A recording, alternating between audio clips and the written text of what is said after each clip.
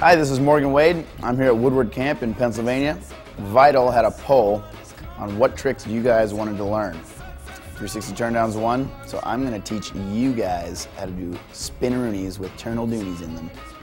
All right, first things first, this trick is going to be probably intermediate to, I'd say, even advanced. First of all, you want to be extremely comfortable doing 360s and also turndowns, because when you add them together, it kind of makes a whole different monster. I think the best thing to do is to be able to do turndowns on quarter pipes really well before you attempt this trick, because when you do turndowns straight, it's a totally different movement as opposed to a 180 turndown on a quarter pipe. Turndowns on quarter pipes are a little bit better to practice on because you're doing a 180 in the turndown, and that's pretty much halfway to a 360 turndown, because when you leave the ramp, your shoulders are already turning to do the 180, so it kind of helps you click into the turndown.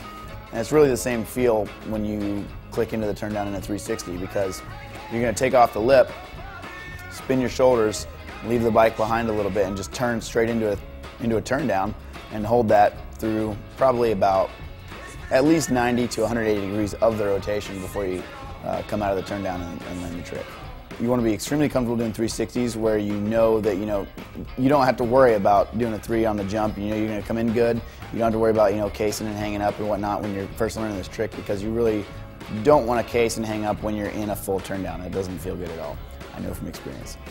The point of your rotation that you really want to try to click into the turndown is right about 90 degrees. That's where I always try to do tricks. Like in 360 variations, I usually try to throw other tricks in right about 90. And for turndowns, this works too. It's the best time.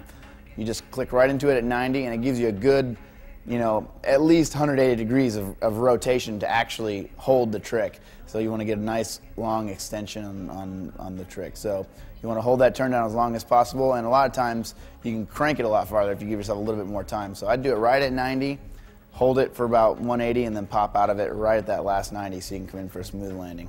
You want to make sure that you click into the turndown at the right point of the 360 so you don't throw your weight off all funky and over-rotate. That's another thing you want to watch out for. When you spin a 360 to do a turndown in there, you want to rotate a little bit slower than you would just a regular 360, because a lot of times when you do click into the turndown, it speeds you up a little bit and you'll actually over-rotate.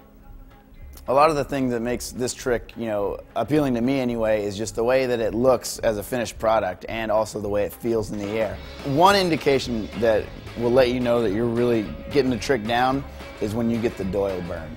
And that is where you actually burn the back of your arm with your tire because you're cranking into it so hard, or you get some little cuts on your arm from your gyro or whatever you got down there. It doesn't feel too good, but that's a sign. You're like, okay, I got it. I'm doing it all right. So if you're getting the doyle burn, you're doing good. Take your time. It can be frustrating, but when you're done, the finished product will be worth it. So have a good time out there, and if you have any questions or want to let me know how it goes, I read the little posts here on Vital, so hit me up. Good luck out there.